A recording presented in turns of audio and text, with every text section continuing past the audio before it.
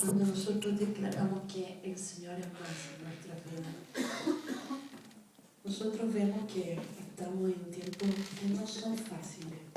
Yo creo que muchos de ustedes han logrado discernir que estamos pasando por tiempos difíciles.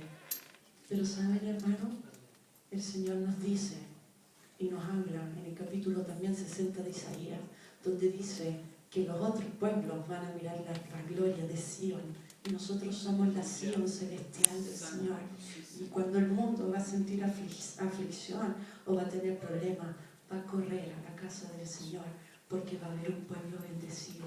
Y ese pueblo somos tú y yo, hermano. El Señor quiere bendecirnos con toda clase de bendición. Yo declaro que mi vida está escondida detrás de la cruz de Cristo. Lo declaro para la gloria del Señor. Abramos nuestras Biblias, hermanos, en Santiago capítulo 5, del versículo 10 al 11.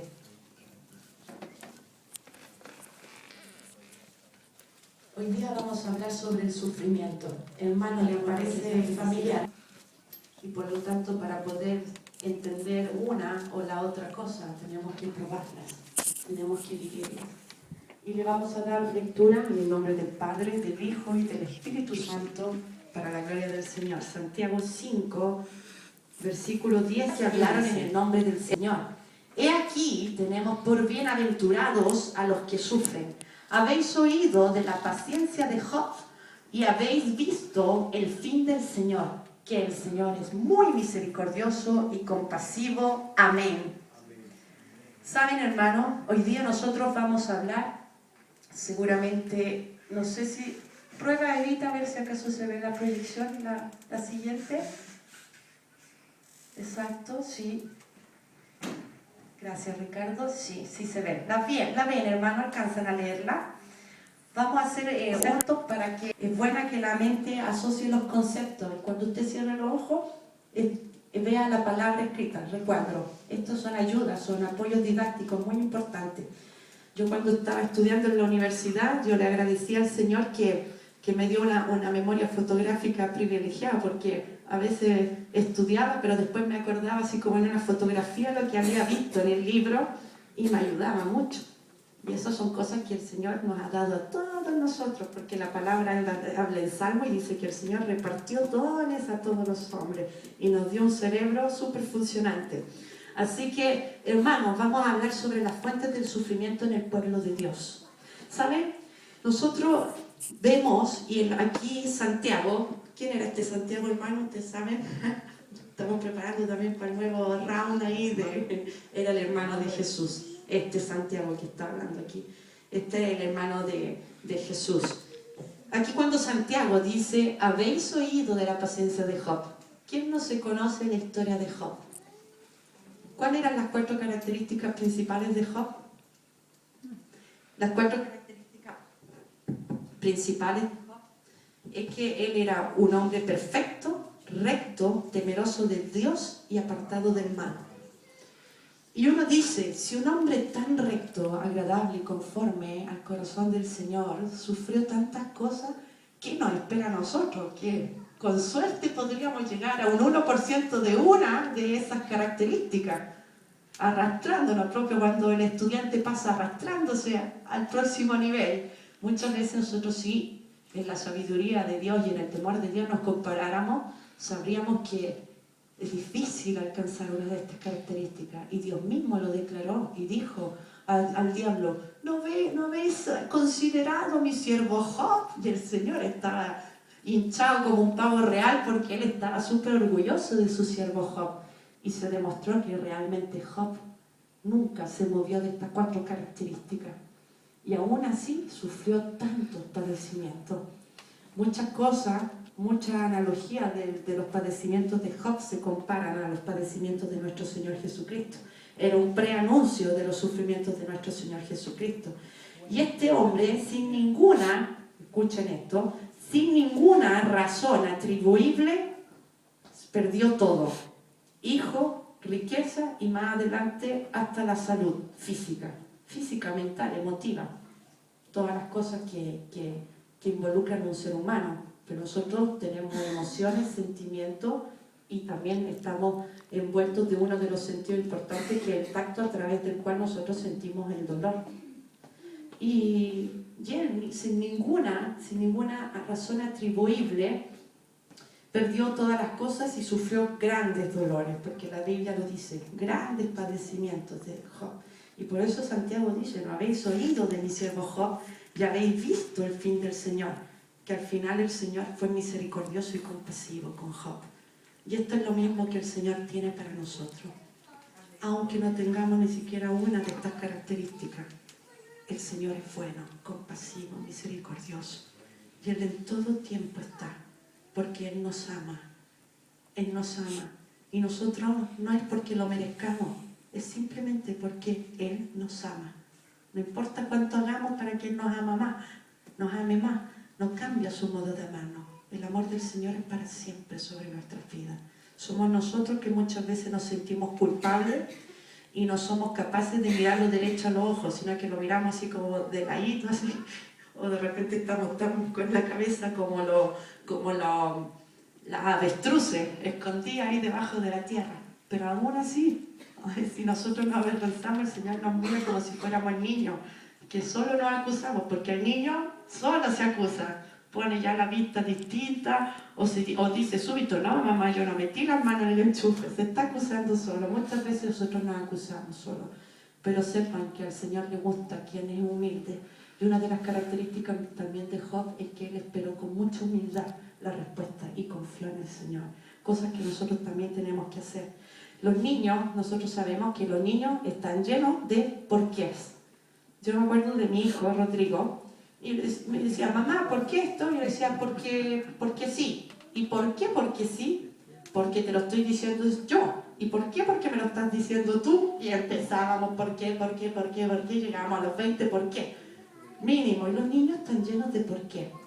Cuando crecemos, la pregunta de nosotros se transforma en ¿por qué sufro? Cuando somos cristianos, nosotros decimos, ¿por qué estoy sufriendo si yo estoy sirviendo al Señor? Si yo estoy dando mi diezmo, si yo estoy cumpliendo, si yo llego en horario a la iglesia, si yo voy todos los días a la reunión. ¿No se lo han preguntado a ustedes muchas veces? Son preguntas lícitas que nosotros podemos hacernos, porque estamos llenos también de por qué. Pero el porqué del adulto tiene siempre relación con el sufrimiento. Porque cuando nosotros somos prosperados, bendecidos, no le decimos Señor por qué. Nos ponemos a gozar solamente de las bendiciones del Señor. Pero cuando estamos en medio de dolor, preguntamos ¿por qué a mí? ¿Por qué a mí? ¿Saben? Nosotros hablábamos cuando estábamos ministrando que nosotros nos movemos en un mundo natural. Y en el mundo natural gobiernan las leyes físicas, ¿cierto, pastor? Las leyes físicas. Y hay una ley física, que es la ley de la causa y el efecto, ¿cierto? Para que algo tenga un movimiento, yo le doy un impulso. Esa es la causa, y el efecto es que se mueve. El ejemplo más simple de dar. Si, por ejemplo, el agua no está aquí en movimiento, me basta darle un movimiento y el agua comienza a moverse. La causa es que yo le apliqué una fuerza y el efecto es que se movió el agua. Todo el mundo físico está gobernado por la ley de la causa y el efecto. Y este mundo físico de la causa-efecto no considera el mundo no físico de Dios, porque el mundo no físico de Dios está sobre la causa y el efecto. Y como decía adelante, muchas veces, para la pérdida, para el dolor, para el sufrimiento en nuestras vidas, no siempre hay causas claras para que nosotros nos respondamos ¿por qué a mí este dolor? ¿Por qué? ¿Por qué me está pasando a mí esta cosa? ¿Por qué estoy sufriendo? ¿Por qué si yo busco del Señor me cuesta encontrar trabajo? ¿Por qué si yo estoy siguiendo al Señor no me salen mis documentos? Y así, muchas cosas que no tienen una causa clara, porque estamos hablando del mundo no físico de Dios. En el mundo natural hay causa y efecto, pero en las cosas de Dios no siempre hay una causa clara de las cosas. Sobre todo en este ámbito cristiano, sobre todo porque nosotros sabemos que el mundo sobrenatural de Dios está lleno de cosas que son muy complejas, donde nosotros no los podemos comprender. porque el Señor ha colocado una pequeña parte de lo que Él es en nosotros, y a nosotros nos cuesta tanto inquirir en lo que es el Señor, y por eso que buscamos de su presencia, para que Él nos muestre más de Él, y nosotros nos damos cuenta que es una complejidad enorme, porque tú hoy día vienes y le dices: Señor, yo quiero dejarte pecar en este sentido, y el Señor te ayuda a superar esta debilidad y se hace fuerte en esa debilidad, pero ya mañana el Señor te confronta con otra cosa y después con otra cosa más, porque este es el camino de la búsqueda del Señor, una cosa sin cesar, continua, todos los días. Y nosotros nos damos cuenta que ante el más mínimo problema, cuando nosotros somos cristianos, muchas veces, que son cosas importantes, y también muchas veces son cosas muy insignificantes, lo único que sabemos es atormentarnos y llenarnos de ¿por qué? ¿Por qué a mí? Y nos vamos a la casa y nos vamos enojados con el Señor. ¿Y por qué a mí? Y aquí hago un análisis rápido de cuáles pueden ser los cuatro tipos de fuentes de sufrimiento en el cristiano. La primera fuente más obvia a todos nosotros es mi pecado del cual soy responsable yo, del cual eres responsable tú, hermano, hermana. ¿Y a quién afecta? Porque nosotros cuando pecamos no solo nos afecta a nosotros mismos, nosotros nos movemos en un ámbito espiritual, que si yo peco, yo estoy amarrando a mis hijos, yo estoy afectando a las personas que amo, a los que están más cerca. Si yo peco, no bendigo mi lugar de trabajo, y así una cadena innumerable de cosas que nosotros afectamos. Pero hay una acción súper rápida para combatir esto, es que hay que arrepentirse y confesar, y el Señor viene súbito y nos restaura. La otra fuente de sufrimiento es el pecado del otro. Sí, porque por ejemplo en un matrimonio, cuando alguien peca, el esposo o la esposa se ve afectado por la persona más cercana que pecó. Y entonces ahí el responsable es la persona que pecó, y también aquellos que le tapan el pecado, porque lamentablemente, como se dice por ahí en algunos países, se alcahuetea el pecado, se asolapa, se cubre muchas veces. Y esto afecta a los que pecó, al que le está cerca, y a todos los que le cubrieron el pecado. Pero aquí es mucho más fácil, porque si es todo un grupo, todo el grupo puede pedirle al Señor de limpiar eso y restaurar y oponerse absolutamente a la conducta pecaminosa, no al pecador, porque nosotros no somos nadie para desechar a las personas. La otra fuente de sufrimiento muy evidente son los desastres físicos o naturales, evitables. Ahora les doy un ejemplo de cuál puede ser un desastre físico evitable. El año pasado, el 27 de febrero del 2010, cuando hubo el terremoto de 9.5 en la escala de Richter en Chile, se produjo un tsunami, que es una respuesta post-terremoto. El Centro de Tsunami de los Estados Unidos advirtió a la ONEMI, que es la Oficina Nacional de Emergencia, le advirtió que venía la onda de tsunami como respuesta del terremoto, que es una respuesta que llega después.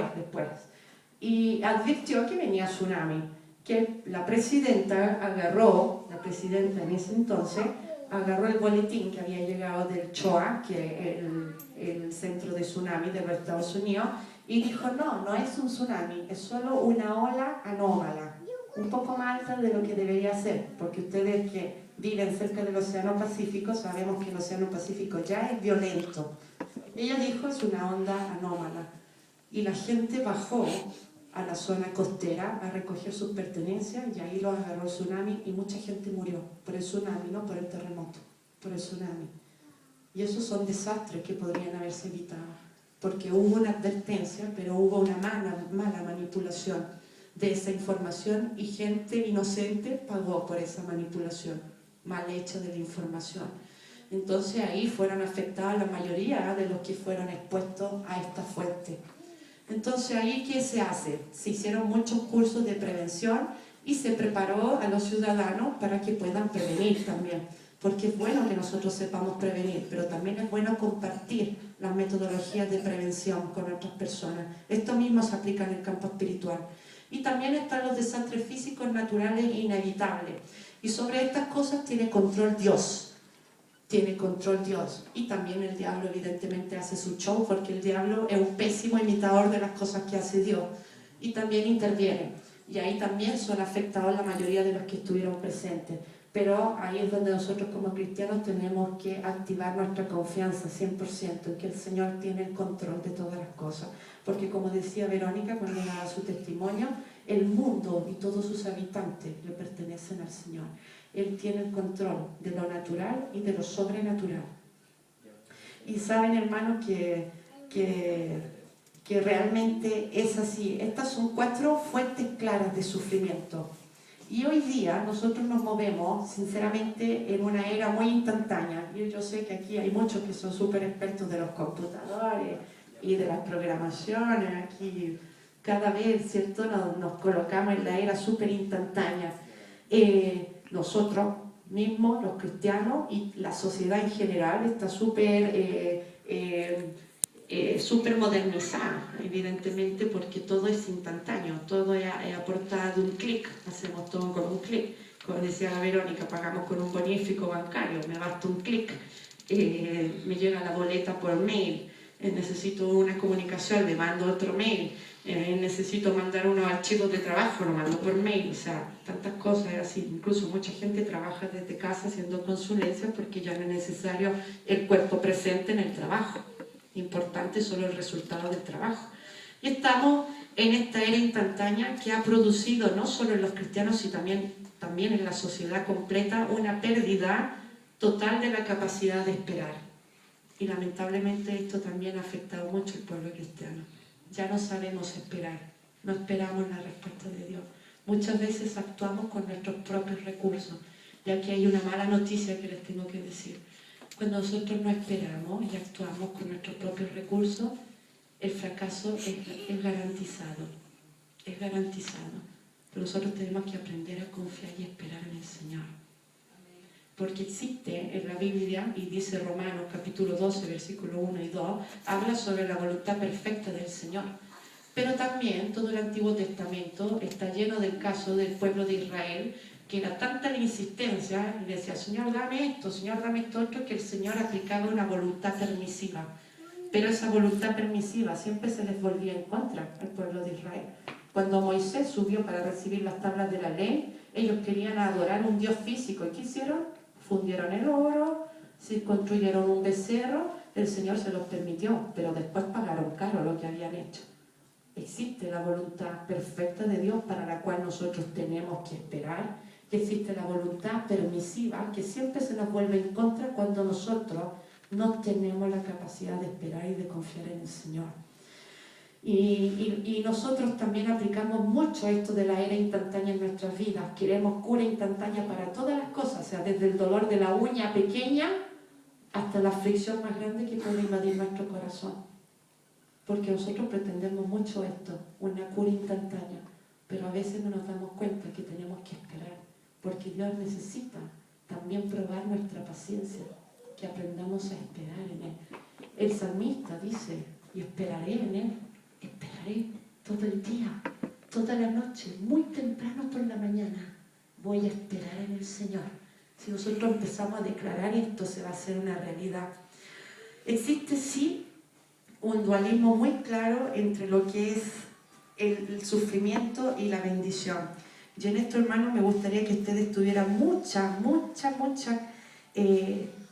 claridad, porque existe una contradicción aparente, pero que Dios la responde, entre lo que es bendición, lo que es sufrimiento, lo que es bueno, lo que es malo, lo que es castigo. Y son palabras que predominan en el pueblo cristiano. Las personas buenas reciben solo cosas buenas y las personas malas reciben solo cosas malas. Pero resulta que el sufrimiento de Job no era porque él no era bueno, sino que él tenía 4 características que lo rendían varón perfecto. Díganme, ¿quién puede decir que nosotros somos perfectos? Por el contrario, estamos llenos de defectos. Que el Señor mismo declarara que Él era perfecto es un gran elogio. Es un gran elogio. El sufrimiento puede ser, sí, a veces un castigo que Dios permite en nuestras vidas, pero no siempre es así. Y también la prosperidad no siempre es una recompensa porque nosotros seamos buenos. Parece difícil de entender, pero a veces la palabra, y hasta el proverbio dice, no mire al que es prosperado, no mire la riqueza de los que se jactan los demás. Nosotros miramos y decimos, ay, el vecino de casa se compró un auto súper deportivo con no sé cuántos caballos, tiene doble marmita, tiene hasta 6 cambios, tiene doble tracción y meta, le estamos mirando en el auto al vecino, después miramos para el otro lado y vemos prosperidad. Pero esa prosperidad no siempre significa que una recompensa por ser personas justas o buenas, sobre todo cuando hablamos en el ámbito cristiano. Los que amamos a Dios no estamos exentos de problemas como estuvo Job, que él, sin ninguna causa clara, como hemos visto, porque en ninguna de las fuentes de sufrimiento que vimos claras sobre mi pecado, el pecado del otro, los desastres naturales evitables o inevitables, sin ninguna causa clara de esas 4 que son más o menos globales, él sufrió cosas que aparentemente no podía explicarse. No podía explicarse sin ninguna causa clara y perdió todo. Y hasta los amigos de él estaban convencidos de la culpabilidad de Job. Tanto así que los amigos le dijeron las causas claras del sufrimiento de Job. Porque Job desconocía que era Satanás que lo estaba atacando. Y a veces nosotros también no nos damos cuenta, hermano, de los ataques del diablo. Los ataques del diablo, como en el caso de Satanás, nosotros tenemos que aprender a reconocerlos. Y esto es fácil, no hay ninguna fórmula física súper complicada que tengamos que aplicar. La palabra dice que a través del Espíritu que el Señor depuso en nuestras vidas, nosotros podemos discernir las cosas. Y tenemos que aprender a reconocer cuando el sufrimiento que viene en nuestras vidas es obra del diablo. Tenemos que aprender a reconocerlo y al mismo tiempo a pararnos en la roca que es Cristo y a no tener miedo del enemigo. De no tener miedo del enemigo que te amenaza, que entró a tu casa a robarte, a sacarte todas las cosas. No tener miedo, porque el enemigo siempre hace show. Pero si tú estás firme en Cristo, aprendes a reconocerlo, yo te digo que Él no puede. Hermano, dígaselo al que está al lado. No puede. No puede. No puede. No puede tocarnos. No puede dañarnos. No puede, sobre todo, escuchen bien, no puede exceder los límites que Dios le ha puesto a Él para atacar nuestras vidas. Porque el Señor le dijo a Satanás, sí, puedes tocarlo, pero esto y esto y esto y esto, tú no se lo tocas. Y aunque el enemigo zapatee, aunque el enemigo te diga no, y estás sin trabajo, y estás triste, y te sientes desechado por las personas, y te sientes acusado, y tú dices, uy, me siento súper calumniado, pienso que nadie me quiere, y aunque te digan todas estas cosas, el Señor le demarcó límites al enemigo cuando te ataca. No puede superar esos límites, no los puede exceder, porque Dios nos ama, y Dios tiene cuidado de estas cosas. Satanás, ahora nosotros nos preguntamos muchas veces, ¿y entonces qué fue lo que intentó el Satanás con el ataque hacia Job? ¿Usted se lo ha preguntado? ¿Cuál era la finalidad de Job? ¿De Satanás de atacar a Job? ¿Se lo han preguntado? Porque si el Dios le puso un límite y le dijo, tú no puedes tocar su alma, su espíritu, entonces ¿cuál era la finalidad? No era tentar a Dios, porque el Satanás no es tonto, no sabe que no puede provocar a Dios. ¿Sabe lo que quiso hacer a través del sufrimiento de Job? Él quiso colocar una brecha de separación entre Job y Dios.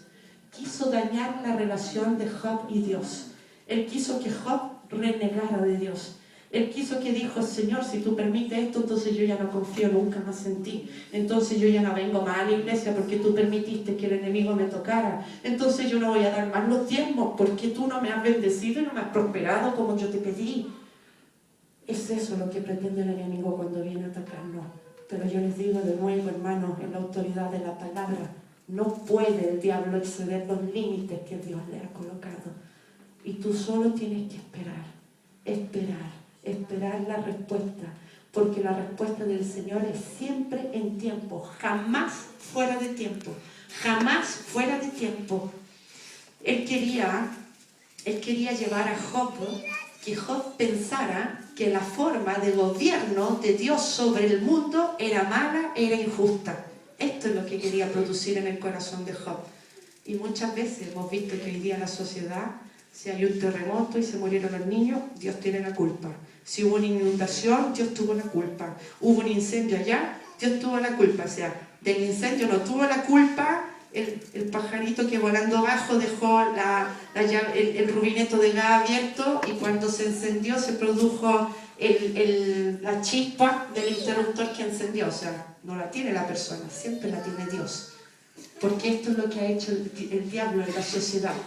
Ha venido a interrumpir la relación y le ha quitado sensibilidad a la sociedad, porque lo ha separado de Dios a través del sufrimiento, y en la sociedad en general piensa que el Dios que nosotros servimos sea un Dios malo, cruel, injusto, porque permite que los niños mueran de hambre, porque permite que las personas mueran aplastadas en un terremoto, porque todos los desastres los permite el Señor. Y no porque el hombre pecó e intervino en mal modo, en un modo insostenible y no sustentable en los recursos naturales. Entonces, esto es lo que quería producir el diablo, que se dañara la confianza que tenía Job en Dios, y es lo mismo que él viene a intentar a través del sufrimiento en nuestras vidas. Él quiere que nosotros perdamos nuestra fe en que el Señor sí tiene el control de nuestras vidas. Y usted tiene que declarar: no voy a perder mi confianza en el Señor. Aunque venga una vez, aunque venga 2 veces, aunque venga 100 veces, aunque venga 1000 veces, mi confianza está depuesta en aquel que con solo la palabra dijo que la tierra fuera hecha y las cosas fueron hechas. Él le dio límites a las fuentes de las aguas. ¿Cuánto más no va a tener control de nosotros? Mucho más, hermano. Esta es nuestra confianza. Nuestra confianza debe ser activa y todos los días tiene que ser renovada la promesa de las cosas que el Señor Jesucristo vino a entregar a través de su sacrificio tan hermoso allá en la cruz del Calvario. Y nosotros no permitamos, hermano, dígalo, yo no permito que ningún dolor forme separación entre Dios y yo. Cuando le venga un dolor, una situación difícil, tú le dices: diablo, no permito que vengas a formar separación entre Dios y yo, porque yo creo en el Señor, yo confío en el Señor, confianza total en el Señor. Y miren cómo vemos aquí. Veamos los puntos de vista del sufrimiento según lo que le sucedió a Job, muy rápidamente. Satanás, ¿qué hizo? Quiso hacer que la gente que cree en Dios crea en Dios solo cuando está prosperando y no sufre. No es difícil de entender. Es como lo que dijimos: las cosas buenas le suceden solo a las personas buenas, y las cosas malas solo a la gente mala. Y el diablo hace pensar que los verdaderos siervos de Dios, que realmente uno está caminando bien en las cosas del Señor, solo cuando tengo mi bolsillo lleno, solo cuando tengo dinero en la cuenta del banco. Eso es lo que quiere hacer pensar, y que no estamos sufriendo, porque obviamente nosotros estamos prosperados, gozamos de las bendiciones del Señor, y es más difícil que venga un sentimiento de tristeza en nuestras vidas. Esta es la visión que el diablo está metiendo mucho en la iglesia de Dios, y lamentablemente en nuestros países, en América Latina, se está predicando solo este evangelio de la prosperidad. Usted dé gracias al Señor, porque aquí tenemos siervos que nos confrontan con nosotros mismos y no nos predican cosas que el Señor no ha nacido en el corazón del Señor, porque la prosperidad más importante es que prospere tu alma, es que prospere tu espíritu. Y dice Pablo: yo deseo que tú seas prosperado como prospera tu alma. Si tu alma no prospera, no va a haber prosperidad en otra área. Es necesario que prospere nuestro crecimiento espiritual. Los amigos de Job, que era la visión de que ellos le explicaban por qué él sufría. El sufrimiento y la enfermedad son un juicio de Dios en tu vida por el pecado. Nosotros declaramos por fe que en esta iglesia no hay amigos así.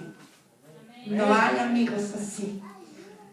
Así que ahí está la evaluación. No siempre es así. Eliú, que era un chico joven que escuchó todas las críticas de los amigos de Job, les dijo: con el sufrimiento Dios nos disciplina y refina. Sí, es una verdad parcial, no es una verdad total, pero es una explicación parcial, y la veremos por qué, se la voy a explicar. En cambio, según Dios, y miren qué maravilloso que es Dios, y diga: Dios es bueno, Dios es bueno. Según Dios, el sufrimiento nos hace confiar en Él por quién es Él, y no por lo que hace o por lo que nos da. cuando tú comienzas a moverte en esta verdad, no hay diablo parado que te moleste. No hay diablo que persista contra tu vida, porque el Señor no lo va a permitir. ¿Saben, hermano? Así como nosotros dijimos, no voy a permitir que ningún dolor forme separación entre Dios y yo, les voy a decir sí, que tal vez, y es así porque lo vimos con el ejemplo de Job, nosotros no podemos impedir el ataque del diablo en nuestras vidas, pero, así como tenemos un amigo que se llama Espíritu Santo, sí podemos decidir cómo vamos a confrontar el ataque del enemigo y cómo vamos a revertir esa maldición en bendición. Eso sí que nosotros lo podemos escoger. ¿Y saben cómo lo podemos hacer? Sirviendo a Dios, santificándonos, ayunándonos, leyendo la palabra, orando, etcétera, etcétera, etcétera. Tantas cosas que en la Biblia nos enseña, nos enseña nuestro Señor porque Él nos ama. Una de las cosas que le sucedió a Job, que él estaba ya tan abrumado por el sufrimiento, porque hermano, perdió todos sus hijos, perdió todo su ganado, perdió toda la riqueza. Él era un hombre súper rico, súper rico. Yo no sé si sería bonito porque la Biblia no lo dice, si era lindo así como los hermanos de la iglesia, no lo dice, pero seguramente tiene que haber sido prosperado. Miren que hermano, si usted quiere ponerse más lindo, la mejor receta, la mejor crema de belleza es santificarse. Amén. Dice que cuando Moisés bajó del monte, su rostro resplandecía porque él había visto la gloria de Dios. Así que si usted quiere ser más lindo y más bonita y más interesante para quien tenga que ser, que no voy a preguntar cosas impertinentes, métase la crema de la santidad, que esta es la cosa, la receta más linda. Bueno, él estaba tan abrumado por el sufrimiento y lamentablemente no fue consolado por sus amigos, sino que fue condenado, porque ellos tenían en su visión natural la ley de la causa y el efecto. Siempre tenían la ley de la causa y del efecto. Y nosotros decimos de nuevo, en esta iglesia no hay de esos amigos. Ellos pensaban que esta ley se aplicaba a todas las experiencias de las personas. Y muchas veces en la iglesia también pasa así. Si un hermano nosotros lo vemos abrumado, afligido, decimos, porque este hermano es pesado, le pasan esas cosas. Uy, atención a lo que estamos diciendo. Porque después vamos a ver cómo el Señor se airó contra los amigos de Job. Así que tengamos cuidado con lo que sale de nuestras bocas, hermano. Declaramos, nosotros no somos así. ¿Y sabe lo que vamos a declarar? Que en el mundo sobrenatural de Dios, digamos, en el mundo sobrenatural de Dios, domina la ley del Espíritu Santo de Dios. Y esa ley de la causa y el efecto aquí no se aplica. Y gloria al Señor. Este punto de vista de los amigos de Job se resumía en que las cosas buenas le pasan a la gente buena y las cosas malas le suceden a las cosas malas. Fue tanto así que los primeros rounds que tuvieron directamente con Job, Job los pudo esquivar. Venía un gancho derecho y él se tiraba para atrás. Pero después se fue desmoralizando, porque es necesario que nosotros nos estimulemos. Y Pablo dice, exhortándonos en amor para todas las cosas, ¿para qué? Para la edificación del cuerpo de Cristo. Y nos edificamos lo uno al otro, con cantos, con salmos y con himnos, dice la palabra del Señor. Y por lo tanto, él sí comenzó, y al principio rechazó los golpes bajos de los amigos, pero al final Job se convenció también de esta teoría, hasta que vino el Señor, y en tiempo, porque el Señor jamás fuera de tiempo, le dio respuesta de edificación y de restauración en la vida de Job. Hoy también se pretende clasificar las cosas que nos suceden a través de este estrecho modo de pensar. Y Job se convenció, se había convencido, era tanto lo que le decían las cosas que él se convenció que él era malo, que él era pecador, y se había olvidado de las 4 características que el Señor había declarado sobre su vida. Pero se lo olvidó solo por un momento, porque el Señor vino a reafirmarlo con mucha más potencia todavía. Los amigos de Job, observamos, vamos al otro cuadro, Evita. Los amigos de Job, ¿saben que los amigos de Job, miren, que Elifaz el temanita, Bildad el sojita y Sofar el naamatita, eran los amigos de Job, vinieron desde tierras muy lejanas, dice la palabra del Señor. Algunos caminaron día y noche cuando supieron del sufrimiento de Job. Estas cosas son interesantes. ¿Usted tiene amigos así? Que caminen día y noche y que vengan desde tierras muy lejanas para ayudarlo y consolarlo en su momento de dolor. Entonces declaramos que sí hay amigos así en la iglesia. Y que cuando usted los necesite, ellos van a estar. ¿Sabe lo que hicieron ellos? Rápidamente se los leo yo, hermano, para que nos vamos rápidamente. Dice en el capítulo 2, del versículo 11 al 13, y 3 amigos de Job, Elifaz el temanita, Bildad sujita y Sofar naamatita, luego que oyeron todo este mal que le había sobrevenido, vinieron cada uno de su lugar, porque habían convenido en venir juntos para condolerse de él y para consolarle, los cuales, cuando alzaron los ojos desde lejos, vieron a un Job absolutamente, yo me imagino que se le vinieron los años encima. Cuando lo vieron, no lo conocieron y ellos lloraron a gritos. Hermano, qué impresionante, amigos así, que lloren a gritos cuando ven tu dolor. Qué maravilloso, en esta iglesia sí lo hay, sí lo hay, en el pueblo de Dios sí lo hay. Y cada uno de ellos rasgó su manto y los 3 esparcieron polvo sobre sus cabezas hacia el cielo. Y así se sentaron con él en tierra por 7 días y 7 noches en silencio, y ninguno le hablaba palabra porque veían que su dolor era muy grande. Qué lindo lo que hicieron los amigos.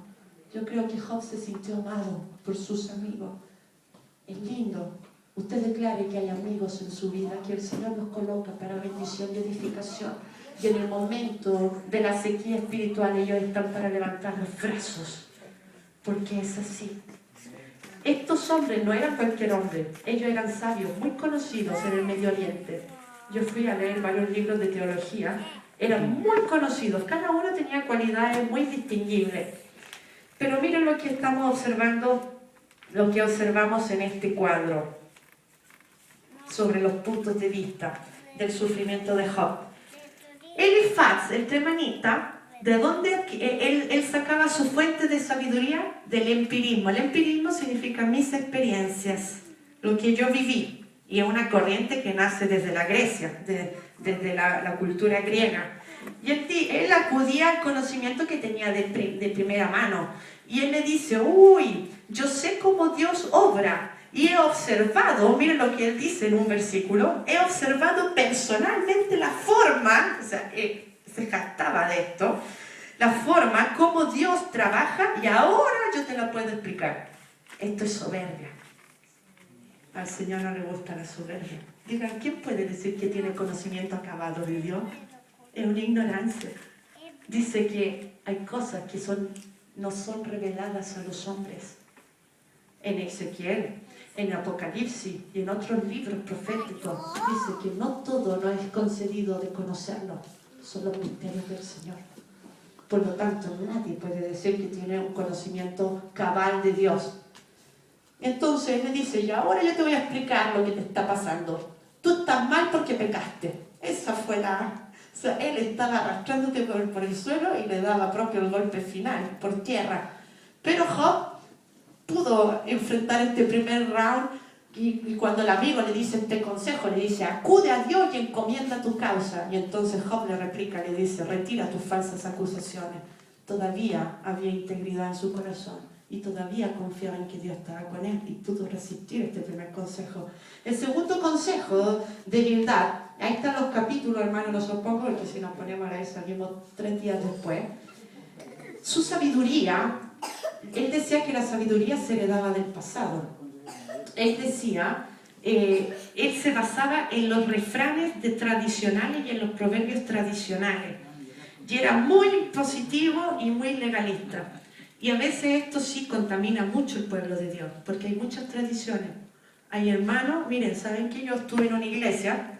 Mi tío era pastor de esa iglesia, donde por un tiempo se puso de moda lo de la iglesia de Éfeso, donde Pablo mandó a las mujeres a callar y dice, las mujeres callen en las congregaciones. Entonces se le prohibió a la mujer que predicara en la iglesia y se le prohibió que leyera las palabras. La mujer podía recibir palabras solo en presencia del esposo o de un hombre que la ministrara. Y después hasta la ofrenda no podían pasar a decir la ofrenda. Esas cosas no agradan al Señor. Eso no es fuente de sabiduría, hermano.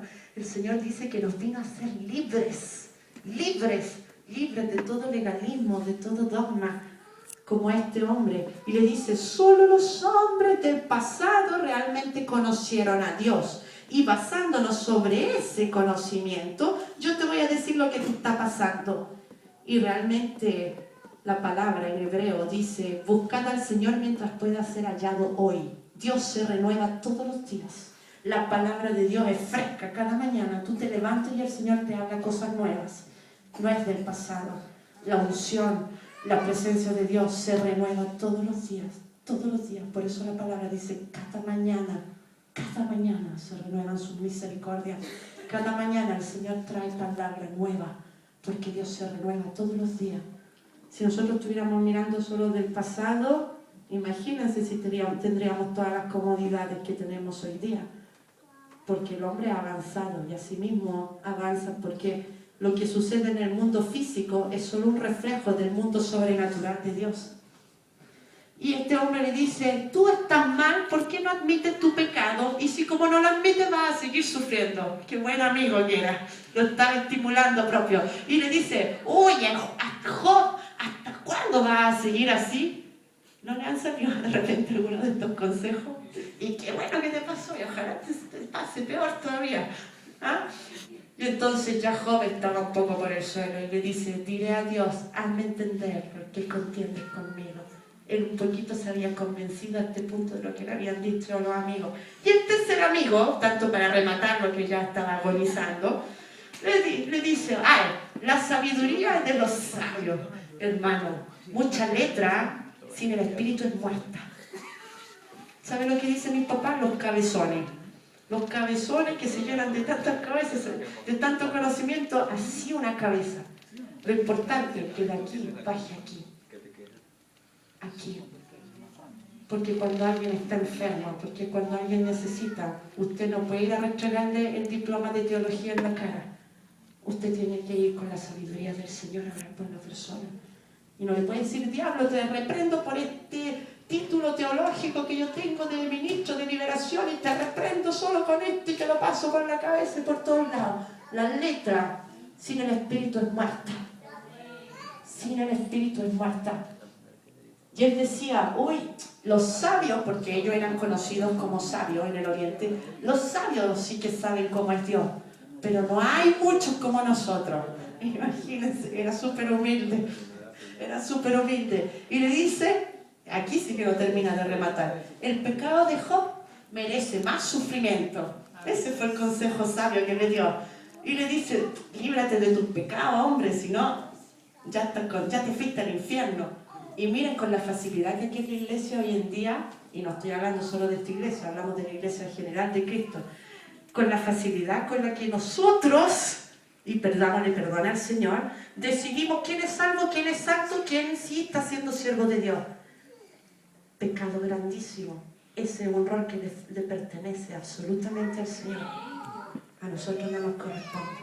Si nosotros vemos al hermano en debilidad, nos corresponde llenarnos de callo las rodillas para orar por ese hermano. Nos corresponde afligir nuestro espíritu por amor a los hermanos. Eso sí que nos corresponde a nosotros. Yo aquí no les digo que no hay que estudiar o que no hay que estudiar, sí, pero a la letra hay que agregarle la pasión del Espíritu Santo para que esa letra sea viva y cuando usted la diga, esa letra, esa palabra sane, esa palabra libere, esa palabra produzca libertad, restaure la vida de los hermanos. Y entonces Job, que ya estaba muriéndose, le dice, yo sé que seré reivindicado. Todavía el enemigo no había podido aplacar la confianza de Job en el Señor. Y Eliú, que era un chico joven, y miren, les digo a los jóvenes que estén aquí, que ninguno desprecie cómo el Señor nos quiere usar. También nosotros tenemos el ejemplo del joven Timoteo, y decía que porque yo soy joven nadie me escucha, que nadie te mire menos tu juventud, le dice Pablo. Y lo mismo le digo a ustedes. Eliú era un chico impulsivo, era un chico, sí, el busita, y le respondió a Job con todo su corazón. Era una persona que buscaba, dice que pasaba en las tiendas. Y pasar en las tiendas, según el hebreo, era pasar estudiando la Torá, que era la palabra del Señor. Y él le responde con el corazón y le dice, Dios te castiga por tu orgullo. Era una verdad parcial. Era sí una verdad, porque ¿sabes lo que hizo el Señor a través de Eliú? Preparó el camino, preparó y sensibilizó el corazón de Job para cuando Dios sí le diera sus razones a Job. Y le dice, con el sufrimiento, Dios moldea y capacita y te refina. Es verdad, es una parte parcial. Y dice, calla y te enseñaré sabiduría. Y ahí Job ya no respondió, porque después de eso intervino el Señor directamente. Y vemos la respuesta de Dios. ¿Qué podemos decir de la fuente de sabiduría de Dios? Él es la sabiduría. No hay una fuente inequívoca absoluta. Él es absolutamente sabiduría. Su actitud hacia Dios, Él es Dios. Él no le dijo los porqués. No le explicó ningún porqué a Job. Él esperaba solo que Job esperara pacientemente en su provisión y en su ayuda. Es lo que nosotros tenemos que hacer. No importa por qué nos suceden cosas. Esperemos en el Señor y nuestra confianza esté activa en el Señor. Y Él le dice en el capítulo 42, ¿pretende seguir contendiendo con el Omnipotente? Le dice a Job. Y entonces Job, ¿qué reconoce? Yo hablaba cosas que no entendía. Y ahí él se humilló. Hermano, cuando sucedan estas cosas, la mejor actitud que podemos tomar es humillarnos. Señor, ¿qué es lo que hay que cambiar en mi vida? ¿A qué cosa tengo que renunciar? ¿Me he puesto soberbio? ¿Me siento sabio en mi propia opinión? ¿Tengo respuestas absolutas? Entonces sí, hay que humillarse y pedirle al Señor, porque en nosotros tiene que emerger solo la figura de Cristo. Aquí no se trata de que nosotros seamos más lindos, más simpáticos, hablemos mejor que otros. Se trata que dejemos emerger solo la figura de Cristo en nuestra vida. Que nuestras mentes sean renovadas conforme a la mente de Cristo. Dios, hermano, es nuestro mejor amigo. En el Apocalipsis se declara que el Señor Jesucristo es el amigo fiel y verdadero. En el Señor podemos confiar. ¿Y saben qué después que hizo el Señor? Él ayudó a Job a confrontarse consigo mismo, con la necesidad de confrontarse con el sufrimiento sin conocer las razones de su sufrimiento. Eso fue lo que ayudó y restauró completamente su relación.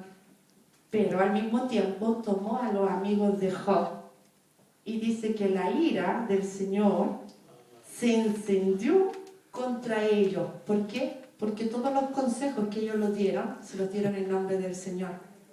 Ojo, nosotros no nos atribuyamos palabras de Dios para dar consejos a otras personas. Es un pecado gravísimo. Dice que la ira del Señor se encendió contra ellos porque quisieron hablar en nombre de Dios. ¿Y qué hicieron? Lo destruyeron. Entonces tenemos que tener mucho cuidado. No vaya a ser que nos venga una peor en nuestras vidas. Porque es necesario que nosotros dejemos que Dios hable, que Dios diga las cosas. Dios llega siempre en tiempo, aprendamos a esperar. Job, cuando el Señor ya le habló, él reconoció que la única fuente de sabiduría es el Señor. Hermanos, nosotros tenemos que reconocer que del Señor proceden todas las cosas buenas. ¿Qué hizo Jesús cuando llegó a la tierra? Hizo milagros, sanó personas, las liberó de la cautividad, resucitó muertos para rendir felices a otras personas, porque el Señor vino a hacer solo del bien en la tierra. Esta es la fuente de sabiduría del Señor. El Señor quiere tu bien, el Señor quiere tus sueños realizados, el Señor quiere llevarte a las metas que te has propuesto en tu vida. El Señor quiere que tú avances en cada una de las cosas, porque el Señor es bueno. Toda su esencia es bondad, amor, fidelidad, compasión, misericordia, benignidad, paciencia, mansedumbre. Y lo bueno de esto es que a través del Espíritu Santo Él nos ha dado acceso a todas estas partes, a todas estas características que son de Él. Él las ha concedido también a nosotros. De nosotros depende que esto crezca cada día más. Y le dice el Señor, llegó a reconocer, hermano, y esto es lindo, cuando no queda nada, Él sabía que solo tenía a Dios. Y esta es nuestra grandísima consolación.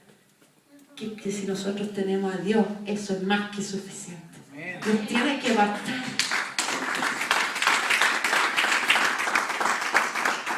Llegó a comprender que la sabiduría se revela cuando nosotros aprendemos a confiar en el Señor. Saben, a mí el Señor me sorprende porque a lo mejor hay versículos bíblicos que yo desde niña me los sabía y los repetía como un papagayo, me los sabía a memoria porque toda la vida en la iglesia, pero cuando vino mi confianza en el Señor comenzó a revelarme la palabra en un modo increíble. Son cosas que traspasan más que el corazón, el espíritu mismo. Cuando nosotros aprendemos a confiar, el Señor comienza a revelarse en un modo que jamás antes hemos experimentado. Y tengan por cierto que va a suceder así. Una de las primeras manifestaciones entre el recibir la salvación y el recibir el nuevo nacimiento y el recibir potencia y unción del Señor es que tú tienes hambre insaciable de la palabra del Señor. Y esa hambre te lleva a reconocer y a recibir una revelación fantástica de las cosas del Señor, que tú antes decías, pero si este versículo yo lo había leído, sí, pero en ese momento Dios te lo revela en la profundidad de su conocimiento, en la fuente de su sabiduría y en el modo que a nosotros nos edifica. Qué bueno que es el Señor, realmente. Cuando el consejo final de Job es que Dios es suficiente para nuestra vida y para nuestro futuro. Por lo tanto, nosotros tenemos que reconocer que tenemos que aceptar con valor, hermano, si somos hijos de Dios, nosotros tenemos algo muy potente, que es la oración, que es la fe, convicción y certeza de cosas que no vemos y que no esperamos, porque esto es la fe, que yo sé que va a suceder, aunque si todas las cosas físicas me dicen que no van a suceder, yo sé que en Dios va a suceder. Yo espero porque sé que en Dios va a llegar la respuesta. Esto es fe. Nosotros tenemos esto. Entonces tenemos que aceptar con valor lo que Dios permite que nos suceda. Acuérdense que hay límites para la acción del enemigo. Y permanecer fieles en nuestra confianza en el Señor. Y nos vamos a dar cuenta que realmente el Señor es tan bueno. Miremos el último cuadro y terminamos. Ahora, tenemos que distinguir bien varias cosas. Muchas veces el sufrimiento, si nosotros nos movemos en la voluntad del Señor, puede producir efectos buenos que son útiles y edifican espiritualmente la vida de los cristianos, pero también puede producir efectos dañinos, cosas que son malas, que nos separan de nuestra relación con Dios. Y es por eso que tenemos que pedirle al Espíritu Santo que nos abra el discernimiento y el entendimiento de las cosas espirituales. Un mundo no físico, un mundo sobrenatural. Acuérdese siempre de esto. Una de las cosas más útiles es que nosotros volvemos a Dios para recibir entendimiento, para recibir siempre más resistencia contra el ataque del enemigo y para ser liberado de cada clase de opresión. ¿Qué predicaba el pastor en Sofonías 3:18 el otro día? Él nos vino a ser libres de todo tipo de opresión. Y es verdad, cuando nosotros, cuando sufrimos y esto nos acerca a Dios, entonces agradezcámosle al Señor por el dolor. Porque cuando nosotros nos acercamos a Dios, nos acercamos a una relación mucho más profunda, mucho más estrecha. Pero por otro lado, hay gente que se coloca dura y la reacción a esta dureza es que rechaza a Dios. Y ahí es dañino el sufrimiento. Por otra parte, puede ser útil cuando nos comenzamos a hacer preguntas y tomamos tiempo a solas con Dios para respondernos esas preguntas. Pero es dañino cuando nosotros nos negamos a preguntar y nos perdemos lecciones útiles para nuestro crecimiento espiritual. También cuando nos prepara para identificarnos con otros. Porque la palabra dice que nosotros tenemos un sumo sacerdote que en todo padeció cosas para poder entenderte a ti, para poder entenderme a mí. Y si como nosotros somos imitadores de Cristo, cuando pasemos por un dolor o un sufrimiento, digámosle al Señor, ayúdame para que esta lección yo pueda compartirla con otros que pasen esta misma situación. Y ayudarlos, a guiarlos para poder salir triunfantes y victoriosos en esta situación. En cambio, por el contrario, puede suceder que permitimos que el dolor nos haga egoístas y nos coloquemos absolutamente insensibles. Y nosotros está muriéndose la persona al lado, nosotros, ¿qué me importa tanto? Porque es súper pecador, se merece ir al infierno. De verdad, tengamos cuidado con estas cosas, porque el Señor quiere que nosotros aprendamos a amarnos con el amor verdadero con que Cristo nos amó desde antes de la fundación del mundo. La otra cosa buena es que también aprendemos a confiar en Dios y estamos listos en todo momento a confiar en el Señor. ¿Y qué pasa? Viene el enemigo, te ataca y tú dices, ¡ay, este diablo es súper tonto! Porque en vez yo de separarme me pongo más dependiente, adicta totalmente al Señor, y bendita locura decimos, porque la palabra dice que el Evangelio es locura. Y yo digo, sí, mi manicomio está allá en el cielo, nos vamos allá a hacer locuras con el Señor. Y realmente nosotros, es hermoso que aprendemos a confiar al Señor. Pero en cambio sucede por otro lado que la gente se vuelve negativa y no confía más en el Señor. Y dice, ¿qué? Si yo estuve yendo y no pasa nada, ¿no? Son puras cosas inventadas. Y ahí el enemigo se mete y obviamente se desvían detrás de falsas doctrinas o son súper influenciables. Entonces es importante que nosotros le digamos al Señor que cualquier cosa que produzca dolor en nuestras vidas nos ayude a permanecer fiel y a reforzar las áreas débiles de nuestras vidas. Aprendemos también a identificarnos con el sufrimiento de Cristo, y esto es hermoso, hermano. Todos los días nosotros tenemos que renovar el sufrimiento de Cristo en nuestras vidas para edificación de nuestras vidas y para edificación de las vidas de las personas que amamos. En cambio, por otra parte, la gente acusa a Dios por su injusticia, ya lo dijimos delante. Aún llevamos, y lo peor de todo, es que se conduce a otras personas a rechazar a Dios con esta negatividad. Y eso sí que es un pecado grave. También, la cosa más linda, y en esto es donde nosotros tenemos que aplicar el Evangelio, el evangelismo, comenzamos a sufrir por aquellos que no conocen a Cristo. Y nos sensibilizamos con el mundo. ¿Y qué pasa? Que comienza a surgir esta palabra, este gran mandamiento en nuestra vida, de ir y predicar y de regalarle a otros la esperanza que Dios nos regaló por gracia un día a través de Cristo. En cambio hay otras personas que rehúsan el cambio de la vida.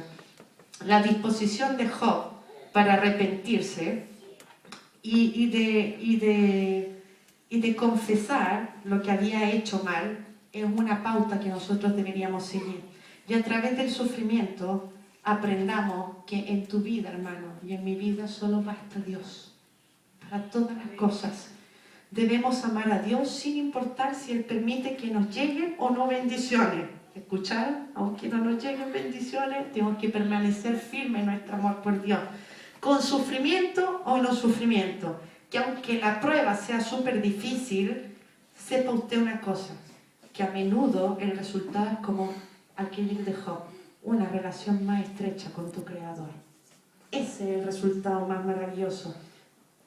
La pregunta es, hermanos, para terminar y que el Señor les bendiga, ¿estamos dispuestos a confiar en Dios aunque nuestras preguntas no tengan respuesta? ¿Estamos dispuestos? Yo les digo una cosa muy importante. Aquel que atraviesa la tempestad más violenta experimentarán grandes recompensas en el Señor. Y crean que es así. Porque Job, ¿qué pasó con Job, pastor? Fue mucho más rico, mucho más prosperado. Yo creo que hasta los hijos nuevos que tuvo eran más lindos que los primeros. Hasta él se colocó súper lindo y él ahí andaba jugando fútbol también, andaba haciendo ejercicio. Entonces, hermanos, aprendamos a esperar, a confiar en el Señor, y de cada experiencia de sufrimiento nosotros digamos al Señor, ¿cómo con esto yo puedo edificar a otro? ¿Cómo con esto tú cambias mi vida y mi relación contigo? ¿Cómo con esto yo me acerco más a ti? ¿Cómo con esto puedo conducir a mi familia, a mis padres, a mi hermano? Porque, hermano, el tiempo está cerca y nos tiene que urgir llevar el mensaje de salvación a los que amamos y sobre todo a los que no conocen. Coloquémonos sensibles. Cuando vengan estas pruebas, usted sepa que el diablo no lo puede tocar más allá de lo que Dios permite, y que al final de esto usted tendrá una relación mucho más íntima con el Señor. Que el Señor les bendiga, hermanos, y dejo aquí a Ricardo.